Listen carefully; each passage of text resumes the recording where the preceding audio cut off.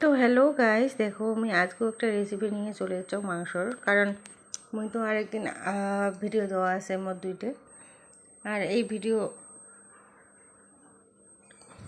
মাংসরে আর কি আগর দুইটে মানে রেসিপি দিছ আর কি। আজকে অন্যরকম করে বানাং এটি রেসিপি দেখি থাকো। তো ফার্স্টতে তো মুই কড়াইয়া বসে দিছ, তারপরে দিয়ে দিছ তেল। তারপরে তোমরা তো সবাই জানেন মুই লবঙ্গ, ডালচিনি আর এলাইচি দেওয়ার পাশে দিয়ে দিছ পেঁয়াজ। আজকে কোনো মাখামাখি সিস্টেম নেই, ডাইরেক্ট আর কি।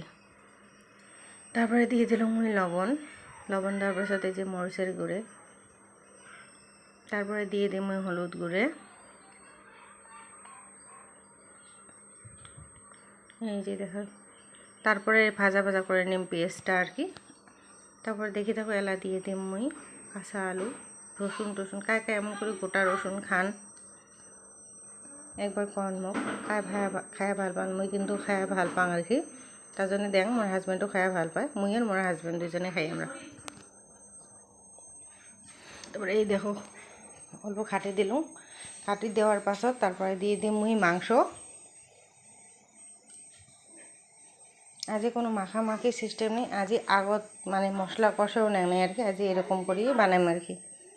তা দেখি থাকো। তা কায় এমন করে বানান আর কি মোক কন অল্প। এই দেখো ভাজা হওয়া লাগছে।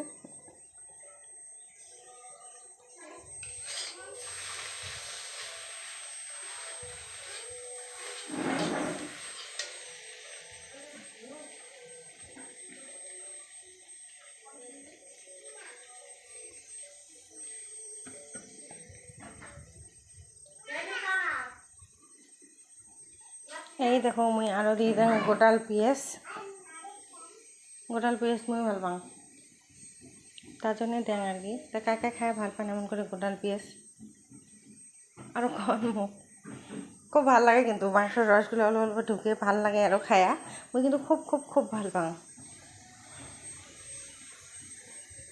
তো পেঁয়াজটা দিয়ে দিলাম মুই পাঁচত আর কি। কষে নেওয়াতে হয়ে যাবে, সিদ্ধ পেঁয়াজ এমনি সিদ্ধ হয়।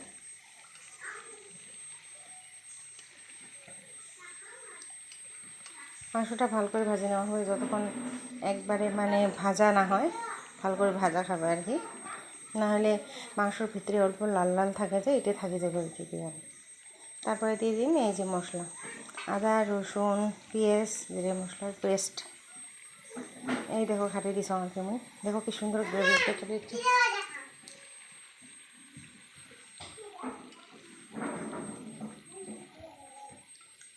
এমন করে কষাইয়া খেলেও ভাল লাগে। মোর মাংস ভাজা আর কষাতে আর কি সিদ্ধ হয়ে যায়। তাও মুই আরও অল্প ঝোলের কি দাং আর কি পানি।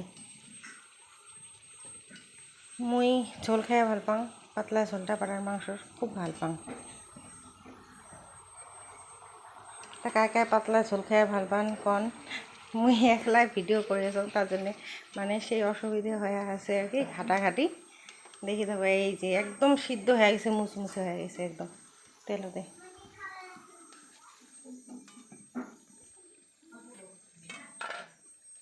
তারপরে এদের ভাজা আলুগুলো নামে রাখছো, নাহলে একদম গলি ডাল হয়ে যাবে। এলা দিয়ে দিন,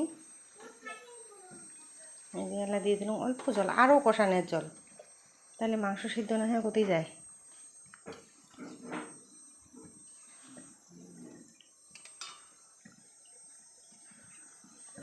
অনেক টাইম বানাং আর কি মুই মাংস।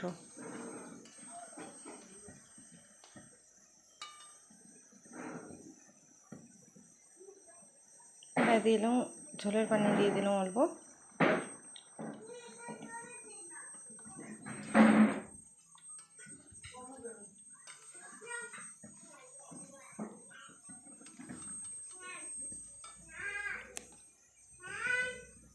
তারপরে দিয়ে দিলাম আলুগুলো আরও।